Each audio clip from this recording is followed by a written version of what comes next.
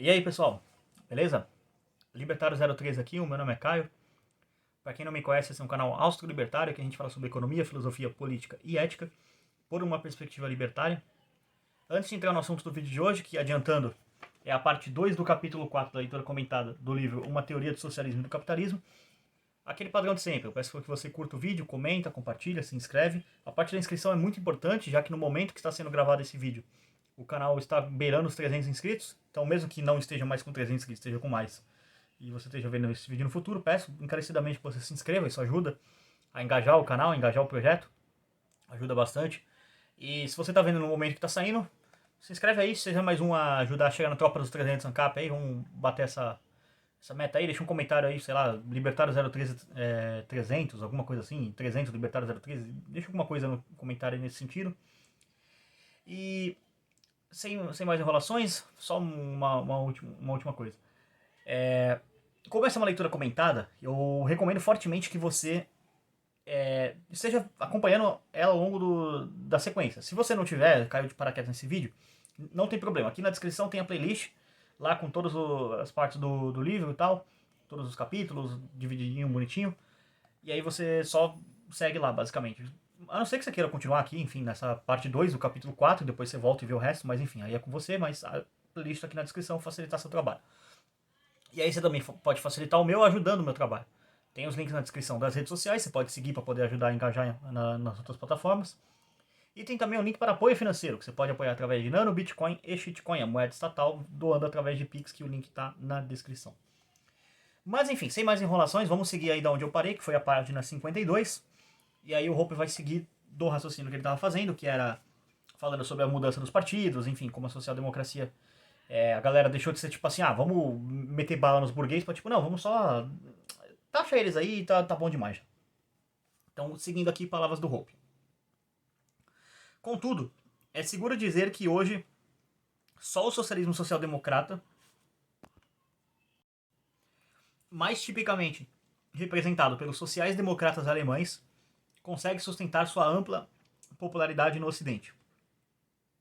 Na verdade, devido, em parte, à influência da Internacional Socialista, a Associação dos Partidos Socialistas e Sociais-Democratas, o socialismo social-democrata pode agora ser considerado uma das mais difundidas ideologias de nosso tempo, cada vez mais moldando os programas políticos e as atuais políticas, não apenas dos partidos declaradamente socialistas e, em menor grau, daqueles comunistas ocidentais, mas também de grupos e partidos que nem em seus sonhos mais extravagantes qualificariam a si próprios como socialistas. A exemplo do liberal, e aqui o Hope coloca entre parênteses, e liberal é o que, pessoal? Comenta nos comentários. Não sou eu que estou falando, é vocês. Partido Democrata dos Estados Unidos. De novo, fazer um comentário aqui. Isso aqui é escrito nos anos 80, é sempre bom ressaltar. Eu quase falo isso em quase toda parte. Imagina o que o Hope pensa do Partido Liberal hoje em dia. O Partido Democrata, né? Que é o que eles falam que eles são os liberals, né? São tudo liberals, a gente quer liberdade. Meu Deus do céu. E ainda tem gente que fala que o Hope defende a atuação política, tá? Enfim. Próxima leitura comentada vai ser o que deve ser feito. Vou refutar esses idiotas.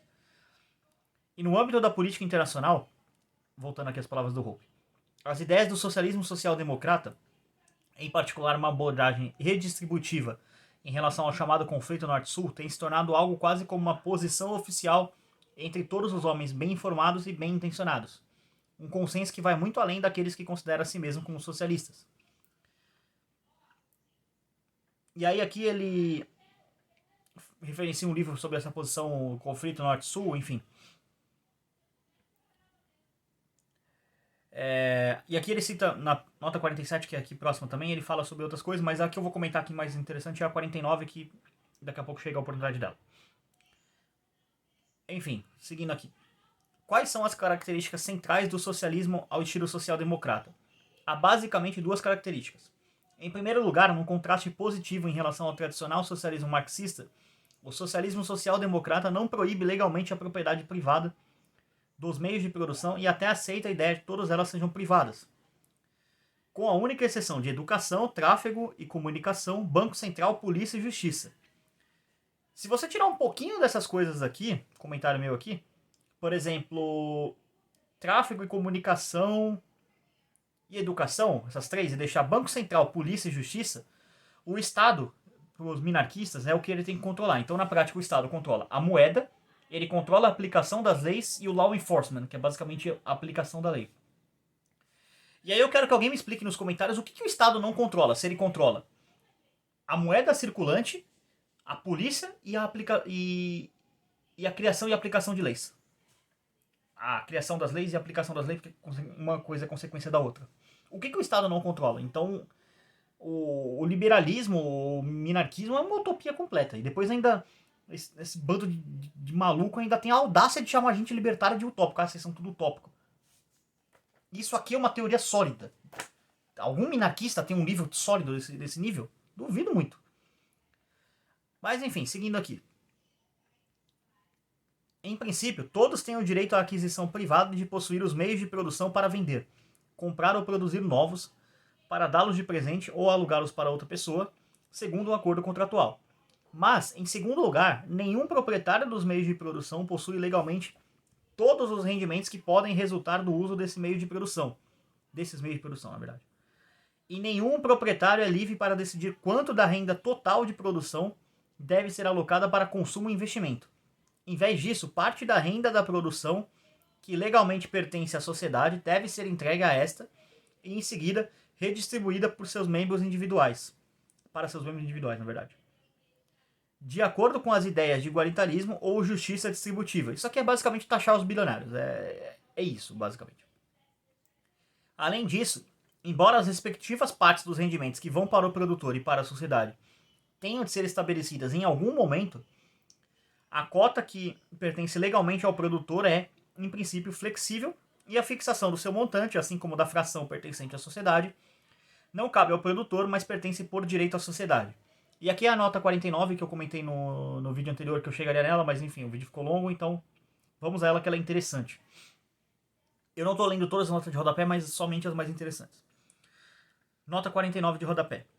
Observe novamente que essa característica de socialização do socialismo social-democrata tem o status de um tipo ideal.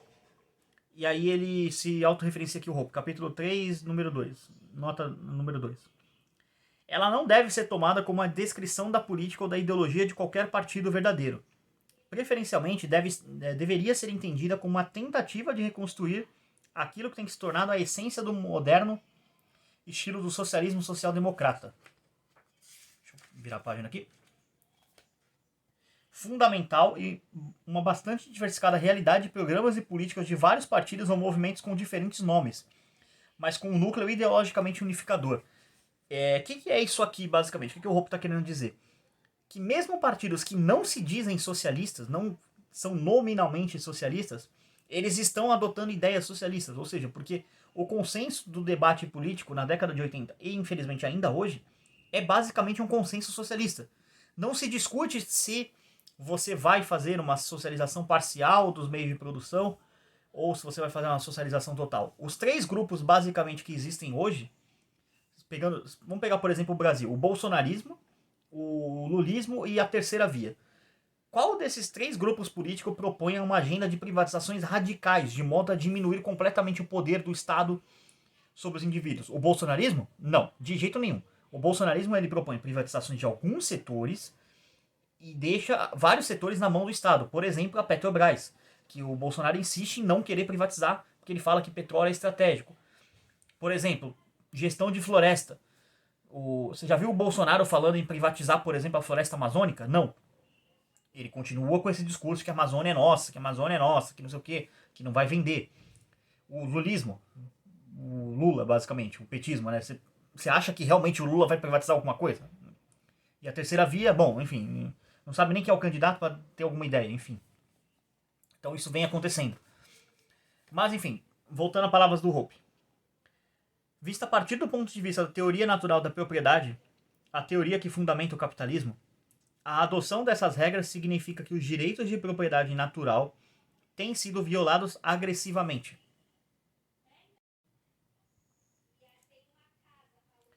De acordo com essa teoria de propriedade, devemos relembrar, o proprietário usuário dos meios de produção pode fazer o que quiser com eles, e qualquer que seja o resultado de sua utilização,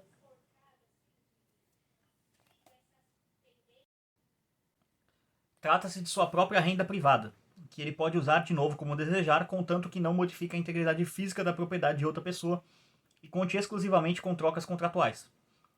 Da perspectiva da teoria natural da propriedade, não há dois processos separados, a produção de renda e em seguida, depois de produzida, a sua distribuição. Há somente um processo. Produzida a renda, ela é automaticamente distribuída, o produtor é o proprietário. Em comparação a esta perspectiva, o socialismo estilo social-democrata defende a expropriação parcial da propriedade natural através da redistribuição da parte da renda da produção a pessoas que, sejam quais forem seus méritos, definitivamente não produziu e peremptoriamente não tem qualquer obrigação contratual e que, além disso, tem o direito de decidir unilateralmente, ou seja, sem ter que esperar pelo consentimento do produtor afetado, até quando essa expropriação parcial pode avançar. Comentário aqui, o que o Hoppe está querendo dizer? Que na prática há uma relação bastante abusiva, bastante bizarra de um cara que é um produtor de uma empresa, um bem de consumo, alguma coisa, ou qualquer coisa, para com o Estado. Por quê? Digamos que o Estado decida que 20% da sua renda, você, por exemplo, é um produtor de uma fábrica de carros, 20% dos seus lucros vão ser tributados. E aí, a cada 4 anos, basicamente, ele tem que lidar com a ameaça de que algum novo grupo político pode entrar e simplesmente, sei lá, aumentar para 22, 23, 25, ou até, sei lá, dobrar. Fala, não, agora é 40%. Então ele sempre tem essa ameaça. É um fator que é unilateral. É tipo assim, ele não tem um direito à opinião. É tipo assim, cala a boca e paga. A gente decidiu que é 40 que a gente vai roubar de você, então você cala a boca e paga. Se você reclamar e tentar se defender, que é o não crime de sonegação, que o Estado considera como crime, você ainda vai preso e paga multa em cima do valor devido mais uma porcentagem. Então, vocês verem como que é um absurdo. Dessa descrição deve ficar claro que, ao contrário da impressão que o socialismo estilo social-democrata tenta criar entre a população, a diferença entre os dois tipos de socialismo não é de natureza categórica, é somente uma questão de grau. Certamente, a primeira regra mencionada parece inaugurar uma diferença fundamental, na medida que permite a propriedade privada. Mas em seguida, a segunda regra, em princípio, permite a expropriação de toda a renda dos produtores oriunda da produção e assim restringe o direito de propriedade para algo puramente nominal. Obviamente, o socialismo social-democrata não precisa chegar ao ponto de reduzir a propriedade privada a apenas um nome. É certo que, enquanto a parcela de renda que o produtor é obrigado a entregar à sociedade pode, de fato, ser bastante módica, isso, na prática, pode fazer uma tremenda diferença em relação ao desempenho econômico. Mas ainda assim, deve-se perceber que, do ponto de vista dos sócios não produtivos, o grau de expropriação da renda dos produtores privados é uma questão de conveniência, que é suficiente para reduzir de uma vez por todas, e somente em termos de grau, a diferença entre os dois tipos de socialismo, o russo e o social-democrata. O impacto desse fato importante sobre o produtor deveria ser óbvio. Significa que, por mais reduzido que seja o grau de expropriação atualmente estabelecido, seus esforços produtivos são realizados sob uma ameaça presente que no futuro a parcela de renda que deve ser entregue à sociedade será aumentada de forma unilateral, é o que eu comentei anteriormente. Vou colocando esse ponto aqui. Não é preciso observar muito para verificar como isso aumenta o risco ou o custo de produção e, consequentemente, reduz a taxa de investimento. Ou seja, você desincentiva que as pessoas investam dinheiro e, consequentemente, você aumenta a pobreza. Seguindo aqui. Com essa afirmação, já foi dado o primeiro passo na análise que se segue.